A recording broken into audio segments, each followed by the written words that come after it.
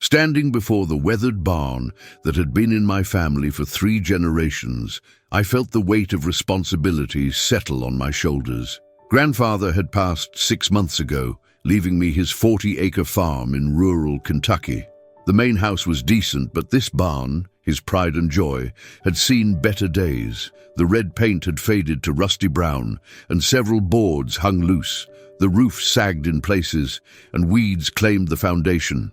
Most people would have torn it down and started fresh, but I couldn't destroy something that had meant so much to him. I remembered countless summer afternoons spent here as a child, watching grandfather work on vintage tractors and listening to his stories about the old days. He'd always spoken about this barn with reverence that seemed almost mystical, as if it held secrets beyond its obvious purpose. "This barn has stories to tell," he'd often say, running weathered hands along wooden beams. "Someday you'll understand." At the time, I'd assumed he was being sentimental about family history. Now, standing here with renovation plans and a contractor's estimate that made my wallet weep, I wondered if there was more to his words than simple nostalgia. The morning sun cast long shadows across the barnyard, and I could almost hear his voice carried on the gentle breeze. Whatever secrets this old structure held, I was determined to preserve them. Little did I know that my decision to restore rather than replace would uncover a mystery that would change everything I thought I knew about my family's past and alter my entire future. Chapter 2. Breaking Ground. The demolition phase began on a crisp October morning. My contractor, Jake Morrison, had been skeptical about the restoration from the start. He'd worked on plenty of old barns and knew the challenges we'd face, but something in my determination must have convinced him. "We'll start with the interior," Jake explained, adjusting his tool belt. "Strip out the old hayloft, check the foundation, see what we're really working with." I nodded, trying to appear confident despite the knot of anxiety in my stomach. The estimate had already stretched my inheritance thin, and we hadn't even started yet. But every time I considered backing out, I'd remember grandfather's words about the barn having stories to tell. The first few hours were routine, removing old hay bales, clearing out rusted farm equipment, and sweeping away decades of accumulated dust and debris. The work was therapeutic, each shovelful of dirt bringing me closer to understanding what lay beneath. It was Jake who made the first discovery. He'd been examining the eastern wall when he called out with curiosity that made me drop my shovel and hurry over. He was running his hands along what appeared to be a solid wooden wall, but something wasn't quite right. The boards didn't align perfectly with the rest of the structure, and there was a subtle difference in the wood grain. "This looks like it might be covering something," Jake said, tapping the wall with his knuckles.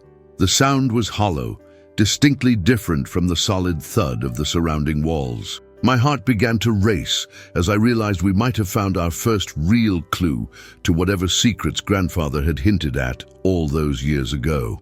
Chapter 3. The Hidden Space. Jake and I exchanged glances before he reached for his crowbar. The first board came away easily, as if designed to be removed. Behind it, instead of the expected stone foundation, was darkness. A space that shouldn't have existed. "Well, I'll be damned," Jake muttered, shining his flashlight into the gap. "There's definitely something back here." My hands trembled as I helped him remove more boards. Each piece revealed more of what was clearly a deliberately concealed room. The space was about 6 feet wide and extended back into darkness beyond our flashlight's reach. "Should we call someone?" I asked, though I wasn't sure who. "What if it's structural?" Jake shook his head, already committed to the mystery. "The foundation's solid. This was built intentionally." He squeezed through the opening, his light dancing across the hidden chamber. "You need to see this." I followed him into the space, my heart pounding with excitement and apprehension. The air was stale, but not unpleasant, carrying the faint scent of old wood and something else I couldn't identify. The ceiling was low, forcing us to duck slightly, but the space was larger than it had appeared. Jake's flashlight beam swept across the walls, revealing careful craftsmanship. This wasn't a hastily constructed hiding place. It was a room that had been planned and built with the same attention to detail as the rest of the barn. "Look at this," Jake whispered, his light settling on the far wall. Shelves lined the space from floor to ceiling, and they weren't empty. Boxes, containers, and what appeared to be documents were carefully arranged and preserved. I felt a chill run down my spine as I realized that Grandfather's mysterious words were about to make perfect sense. This barn didn't just have stories to tell, it had been specifically designed to keep them safe. Chapter 4. Grandfather's Archive. The first box I opened contained photographs, dozens of them, carefully preserved in protective sleeves. The images were black and white, dating back to what appeared to be the 1940s. I recognized a younger version of my grandfather in several shots, but he wasn't alone. There were other men, all wearing similar work clothes, standing in front of various buildings and vehicles.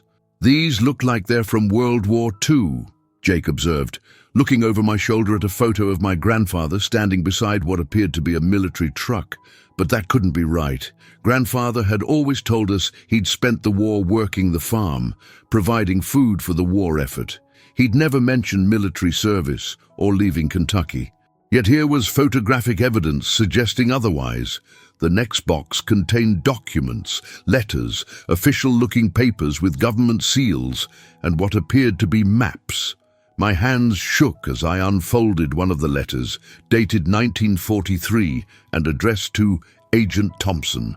The letterhead bore the seal of the Office of Strategic Services, the precursor to the CIA. "This is impossible," I whispered, reading the formal language that spoke of successful completion of mission parameters and continued deep cover operations. Jake had found another box containing what appeared to be radio equipment, sophisticated for its time, but clearly decades old. "Your grandfather wasn't just a farmer, was he?" I shook my head, unable to process what we were discovering. The man who had raised me, who had taught me about honesty and simple living, had apparently lived an entirely different life than the one he'd shared with his family. The quiet farmer who'd never traveled further than the county seat had somehow been involved in wartime intelligence operations. As I continued examining the documents, one thing became increasingly clear. My grandfather had been living under an assumed identity for most of his adult life. Chapter 5. The Real Thomas Mitchell. The birth certificate I found buried beneath the radio equipment belonged to someone named Thomas Mitchell, born in 1920 in Chicago, Illinois. The photograph attached showed a young man who bore a striking resemblance to my grandfather, but the details were all wrong. According to our family records, grandfather had been born Henry Coleman in 1922, right here in Kentucky. Jake watched quietly as I spread the documents across the dusty floor, trying to make sense of the timeline. The Thomas Mitchell identity had extensive documentation, draft cards, employment records, even a marriage certificate to someone named Margaret Sullivan, dated 1941. But grandmother's name was Mary, I said aloud, more to myself than to Jake. Mary Coleman. They were married in 1945. The implications were staggering. If these documents were authentic, then the man I'd known as my grandfather had assumed a completely different identity sometime during or after the war. But why? And what had happened to Thomas Mitchell's real life? I found partial answers in a leather journal hidden beneath the false bottom of one of the boxes. The handwriting was definitely my grandfather's, though the entries were sparse and written in what appeared to be a simple code. Most of it was indecipherable, but certain phrases stood out: Operation Paperclip, safe house established, and most chilling of all, original identity compromised, permanent relocation necessary. Jake had been examining the radio equipment and called my attention to a small metal plate attached to the base. "This is military issue," he said. "Specifically, it's the type used by intelligence operatives for long-range communication." The picture that was emerging painted my grandfather as some kind of spy or intelligence agent who had been forced to abandon his original identity and create a new life in rural Kentucky. But the questions multiplied faster than the answers. Had he been American intelligence or something else? And why had he chosen to preserve all this evidence instead of destroying it? Chapter 6. The German Connection. The next box contained items that made my blood run cold. Nazi documents, official papers bearing the eagle and swastika, and photographs of German officials. For a terrifying moment, I wondered if my grandfather had been a Nazi sympathizer, or worse. But as I examined the materials more carefully, a different picture emerged. These weren't souvenirs or propaganda, they were intelligence documents, reports on German scientific programs, detailed analyses of rocket technology, and what appeared to be personnel files on German scientists and engineers. Many of the documents bore stamps indicating they had been captured or confiscated. Operation Paperclip, Jake read from one of the file headers. I've heard of this. Wasn't it the program where the US brought German scientists to America after the war? I nodded, pieces of the puzzle beginning to fall into place. My grandfather hadn't been a Nazi. He'd been part of the American effort to recruit German scientists and prevent their knowledge from falling into Soviet hands. The Thomas Mitchell identity had been his cover for infiltrating German scientific programs, but there was more. Hidden beneath the official documents were personal letters, written in German but with English translations, attached in my grandfather's handwriting. They told the story of a German physicist named Dr. Klaus Weber, who had been working on advanced propulsion systems for the Nazi war machine. According to the letters, Dr. Weber had become disillusioned with the Nazi regime and had secretly been feeding information to Allied intelligence. My grandfather, operating under the Thomas Mitchell identity, had been his primary contact and eventual extraction agent. The final letter in the series, dated just weeks before the war's end, contained a desperate plea from Dr. Weber. He had discovered that his cover was blown and that the SS was closing in. He begged for immediate extraction, not just for himself, but for his daughter, a young woman named Margaret Sullivan. I stared at the name, remembering the marriage certificate I'd found earlier. Thomas Mitchell had married Margaret Sullivan in 1941, but according to these letters, she was Dr. Weber's daughter, and the marriage had been part of an elaborate cover story. Chapter 7. The Price of Secrets. The journal entries became more detailed as I worked deeper into the collection. My grandfather had documented not just his intelligence work, but the personal cost of living a lie. The Thomas Mitchell identity had been burned after a mission went wrong in 1944, forcing him to disappear completely and assume the Henry Coleman persona. But the transition hadn't been clean. According to his notes, there had been loose ends, people who knew too much, documents that couldn't be recovered, and most troubling of all, enemies who might still be looking for Thomas Mitchell decades later. Margaret died in 1944, I read from one particularly painful entry. Cover blown, had to disappear, can never contact her family. They think Thomas Mitchell died in the war. Maybe it's better that way. The emotional weight of his words hit me like a physical blow. The man who had raised me with such love and patience had been carrying the burden of an entire lost life. He'd been forced to abandon not just his identity but people he cared about, all in service to his country. Jake had been quietly examining the radio equipment and suddenly looked up with concern. "This stuff is still functional," he said, "and according to these frequency logs, someone was using it as recently as last year." My blood went cold. "What do you mean?" "These transmission logs show regular contact with someone using the call sign Nightingale. The last entry is dated just 3 months before your grandfather passed away." I grabbed the logbook and flipped through the pages.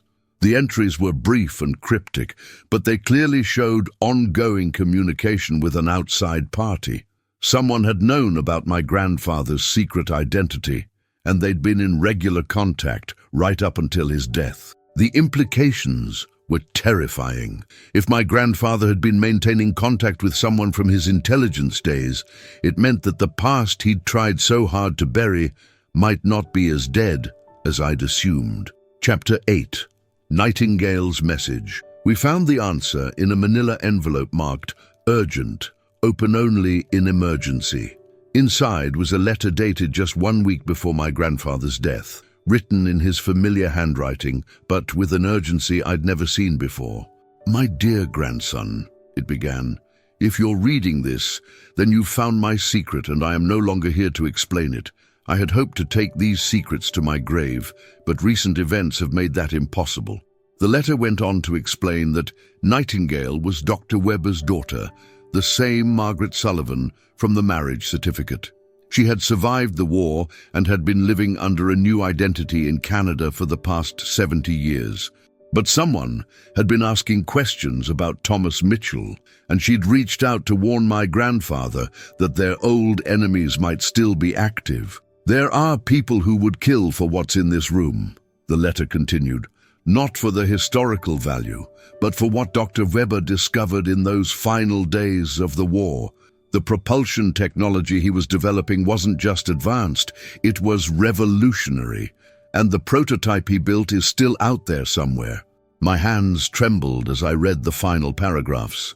My grandfather had been more than just an intelligence agent. He'd been the guardian of a secret that could change the world. Dr. Webber had hidden his prototype somewhere before his death, and only 3 people had known its location: Dr. Webber himself, my grandfather, and Margaret Sullivan.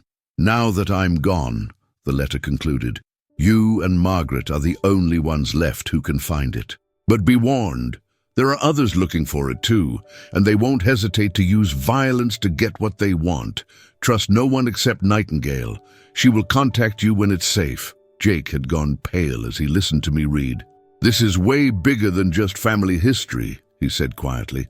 "We're talking about some kind of advanced technology that people are still willing to kill for." I folded the letter carefully, my mind racing. In the span of a few hours, I'd gone from planning a simple barn restoration to becoming the keeper of a 70-year-old secret. Chapter 9. The Watchers. My decision was made for me the next morning. I arrived at the barn to find Jake's truck already there, but something felt wrong. The door to the hidden room was open, and Jake was nowhere to be seen. I called his name, but only silence answered. I found him tied up in the main barn, conscious but clearly shaken. 3 men in dark suits were waiting for me, their faces professionally neutral, but their intentions unmistakably hostile. "Mr. Coleman," the tallest one said, his accent carrying a slight European inflection. "We understand you've made some interesting discoveries." I tried to play dumb, but their leader, who introduced himself only as Mr. Kozlov, made it clear they already knew about the hidden room. They'd been watching the property since my grandfather's death, waiting for someone to uncover his secrets. "Your grandfather was very clever," Kozlov continued, "but not clever enough. We know about Dr. Webber's prototype, and we know that the location is hidden somewhere in his research. We've been patient, but our patience has limits." They gave me 24 hours to find the location of Dr. Webber's hidden prototype, threatening both Jake's safety and my own if I failed to cooperate. But they made one crucial mistake. They assumed I was working alone. After they left, taking Jake with them as insurance, I frantically searched through my grandfather's documents for any mention of how to contact Margaret Sullivan. I found it in the radio logs, a specific frequency and call sign that had been used for their communications. That evening I powered up the old radio equipment and sent out a desperate message to Nightingale. To my relief, she responded within minutes, her voice elderly but sharp with intelligence. "I've been expecting this," she said simply. "They found me 2 days ago, but I managed to escape. Your grandfather taught me well. We need to meet, but not at the farm. They'll be watching." She gave me coordinates for a location 30 miles away, an abandoned church where she'd been hiding. Chapter 10. Margaret's Story. The abandoned church sat in a hollow between 2 hills, its steeple broken and its windows long since shattered. I found Margaret Sullivan, though that wasn't her real name either, waiting in the shadows of the sanctuary. At 93, she moved with the careful precision of someone who had spent decades looking over her shoulder. "You look like him," she said simply, studying my face in the dim light. "Thomas was a good man. He saved my life more than once." Over the next hour, she filled in the gaps in my grandfather's story. Dr. Weber hadn't just been working on propulsion technology, he'd been developing what would later be called anti-gravity propulsion, decades ahead of anything the Allies or Soviets possessed. When he realized the Nazis intended to use his work for a superweapon, he'd sabotaged his own research and hidden the working prototype. "The location is encoded in his research notes," Margaret explained, "but it requires 2 keys to decode. Your grandfather had one, and I have the other. Together, they reveal not just the location, but how to safely retrieve the device." She showed me a small metal cylinder, no bigger than a pen, covered in intricate engravings. "This contains my father's final calculations. Combined with what your grandfather left you, it will lead us to the prototype." But there was a complication. The men who had taken Jake weren't just criminals. They were part of a shadow organization that had been hunting for Dr. Weber's technology since the end of the war. They had resources, connections, and a ruthless determination that had kept them searching for 7 decades. "They call themselves the Ahnenerbe Remnant," Margaret said, her voice heavy with old fear. "They were the Nazi Occult Research Division, and some of them survived the war. They've been looking for my father's work ever since." The irony wasn't lost on me. The same technology that could revolutionize transportation and energy could also be weaponized in ways that would make nuclear weapons seem primitive. Chapter 11. The Decoding. Back at the farm, Margaret and I worked through the night to decode her father's final message. The process was incredibly complex, requiring not just the 2 physical keys, but also knowledge of Dr. Weber's personal history and scientific methodology. The metal cylinder Margaret carried contained a series of mathematical equations that, when combined with specific documents from my grandfather's collection, revealed a set of coordinates. But these weren't just geographical markers. They were part of an elaborate puzzle that Dr. Weber had designed to ensure only someone with complete knowledge of his work could find the prototype. "My father was paranoid about security," Margaret explained as we worked through the calculations. "He assumed that anyone looking for his work would be hostile, so he made the retrieval process as difficult as possible. The coordinates led to a location in the Mammoth Cave system, about 2 hours south of the farm. Dr. Weber had hidden his prototype in one of the unmapped sections of the cave network, using natural limestone formations to shield it from detection. But the location was only part of the puzzle.